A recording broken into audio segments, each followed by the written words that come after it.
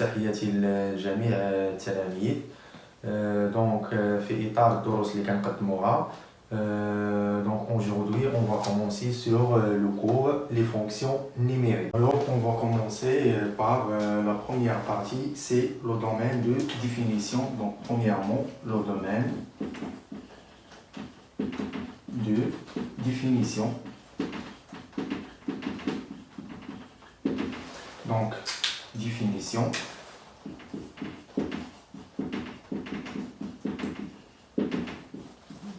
Le domaine de définition d'une fonction.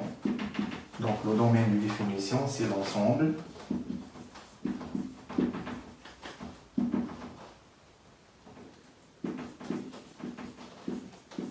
des réels x par exemple qui ayant une image par f et son noté d de f. Donc premièrement, donc le domaine de définition. Donc la définition de la domaine de définition ou l'ensemble des définitions, c'est l'ensemble des réels qui ayant une image par f et son noté d de f. Donc je vous donne des exemples. Par exemple, on prend f de x est égal 2x moins 1. Par exemple, si on calcule l'image de 0, on a f de 0 est égal 2 fois 0 moins 1 qui est égal à moins 1. Donc, 0 appartient à d de f dans son cas. Par exemple, on calcule l'image de 1. Donc, on a f de 1 est égal 2 fois 1 moins 1 qui est égal à 2 moins 1 qui est égal à 1. Donc, 1 appartient à d de f. Pourquoi 1 appartient à d de f? Car 1 admet une image par f. Par exemple, si on calcule l'image de moins 2 est égal 2 fois moins 2 moins 1, donc est égal moins 4 moins 1 est égal moins 5. Donc moins 2 admet une image par f, donc la même chose, moins 2 appartient à d de f. Maintenant, on prend un autre exemple. F de x est égal, par exemple, la racine de x. Si on calcule l'image de 0, donc on a f de 0 est égal racine de 0. Donc appartient à r, racine de 0, donc c'est 0, donc 0 appartient à d de f. Par exemple, si on calcule l'image de moins 1, donc f de moins 1 est égal la racine de moins 1. Racine de moins 1 n'existe pas. Donc, dans ce cas, moins 1 n'appartient pas à d de f. Donc, maintenant, comment déterminer le domaine de définition d'une fonction? Donc, je vous donne des méthodes simples pour déterminer le domaine de définition d'une fonction. Donc, le domaine de définition d'une fonction, il change, ça dépend du type de la fonction. Donc, il y a plusieurs types de fonctions, les fonctions polynomiales, les fonctions rationnelles, les fonctions irrationnelles, les fonctions trigonométriques, etc. Donc, on va voir des méthodes simples pour déterminer le domaine de définition de chaque fonction. Donc, des méthodes. Donc, la méthode 1. Donc, le premier type, c'est les fonctions polynomiales. Donc, les fonctions polynomiales. Ou les fonctions f de x qui s'écrit sous la forme la valeur absolue de ax plus b. Ou les fonctions s'écrites sous la forme f de x est égal la valeur absolue de ax plus la valeur absolue de p de x. Ou les fonctions s'écrites sous la forme cosinus de x. Ou les fonctions s'écrites sous la forme sinus de x. Donc, pour les fonctions, le domaine de définition est égal à R. Par exemple, les fonctions polynomiales, Donc, on a déjà vu les polynômes. Donc, par exemple, f de x est égal à x au carré moins 3x plus 1. Donc, d de f de cette fonction est R. Par exemple, f de x est égal à x à la puissance 3 moins 5x plus 2. Donc, d de f de cette fonction est égal à R. Par exemple, f de x est égal à la valeur absolue de x moins 2 plus 3. Donc, la même chose, d de f dans ce cas est égal à R. Par exemple, si on prend f de x est égal à la valeur absolue de x moins 2 plus la valeur absolue de x au carré plus 3. Donc, la même chose, d de f dans ce cas est égal à R. La valeur absolue de, par exemple, f de x est égal à cosinus x moins 1. Donc, la même chose, d de f est égal à R. Donc, la première méthode, c'est les fonctions polynomiales. Les fonctions f de x écrites sous la forme ax plus b avec ax est une polynôme. Les fonctions s'écrivent sous la forme la valeur absolue ax plus bx avec ax et bx, ce sont des polynômes. Les fonctions f de x écrites sous la forme cosinus x plus au moins 1 réel a. Par exemple, les fonctions f de x s'écrivent sous la forme sinus de x plus au moins 1 réel, par exemple a. Donc, toutes les fonctions, le domaine de définition de ce type de fonction est égal à R. Maintenant, on passe à la deuxième type, c'est les fonctions rationnelles.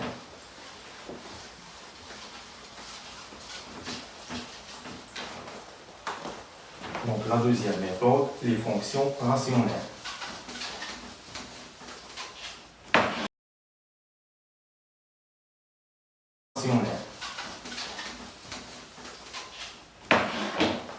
Donc, la deuxième méthode,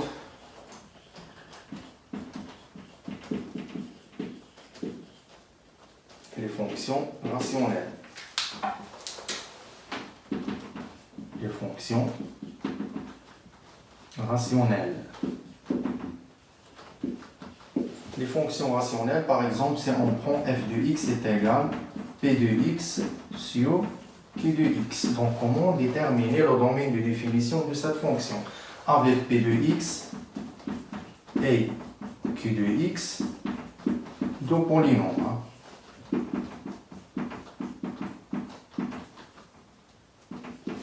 Donc, la méthode, donc d de f est égal à l'ensemble des x qui appartiennent à R tel que q de x différent de 0. Et après, on résout l'équation q de x est égal à 0. Donc, cette équation q de x est égal à 0 admet une solution, ou bien admet deux solutions, A et B, ou bien admet trois solutions, ou bien n'admet pas une solution. Donc, S est égal à l'ensemble vide. Donc, si Q de X n'admet pas de solution, donc D de F dans ce cas est égal à R. Donc, je vais vous simplifier.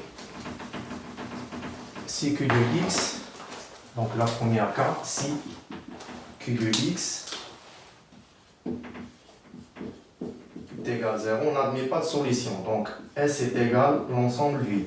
Donc, le domaine de définition de cette fonction f de x qui est égal à p de x sur q de x est égal à R. La deuxième étape, c'est q de x est égal à 0, admet une unique solution, par exemple, A. Donc, dans ce cas, d de f est égal à R privé de A. Donc, je vous donne R privé de A sous forme des intervalles, donc est égal à moins l'infini jusqu'à A ouvert, union A plus l'infini. Par exemple, si Q de x est égal à 0, admet deux solutions, A et B. Donc, dans ce cas, d de f est égal à R privé de A et B.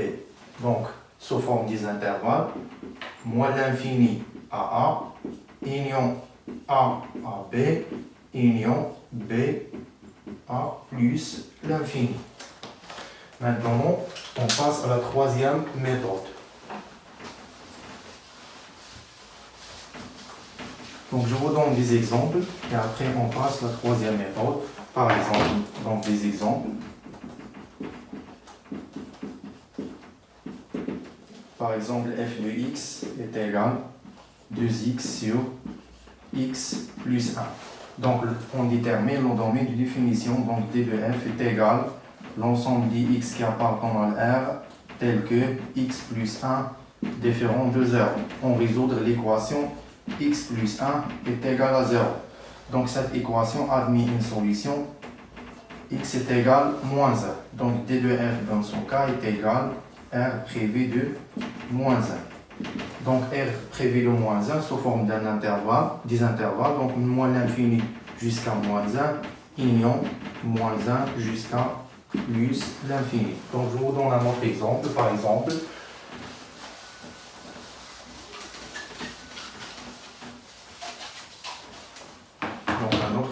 par exemple, on prend f de x est égal à x au carré moins 1 sur x au carré plus 1. Donc la méthode, donc d de f, donc elle reste la même méthode. Donc d de f, c'est l'ensemble des x qui appartiennent à R tel que x au carré plus 1 différent de 0. On résout l'équation x au carré plus 1 est égal à 0. Donc x au carré est égal à moins 1. Donc on sait que x au carré est toujours positif et moins 1 est un nombre négatif. Donc, cette équation n'a pas de solution. Donc, S est égal à l'ensemble vide. Donc, le domaine de définition dans ce cas est égal à R.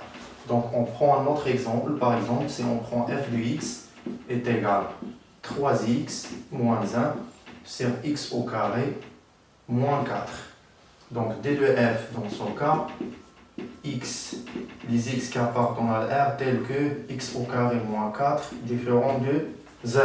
On résout l'équation x au carré moins 4 est égal à 0. Donc x au carré est égal à 4. Donc les solutions x est égal à 2 ou bien x est égal.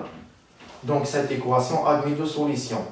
Moins 2 et 2. Donc d de f dans ce cas est égal à R privé de. D de f est égal à R privé de moins 2 et donc tous les réels ayant une image par cette fonction, par la fonction d de f. Mais moins 2 et 2 n'a pas une image, ou n'admet pas une image par cette fonction. Donc on dit que d de f est égal à l'ensemble des R privé de moins 2 et 2. Donc on s'écrit sur la forme des intervalles, donc moins l'infini jusqu'à moins 2, union moins 2 à 2, union 2 plus l'infini. 2 moins 2 et 2.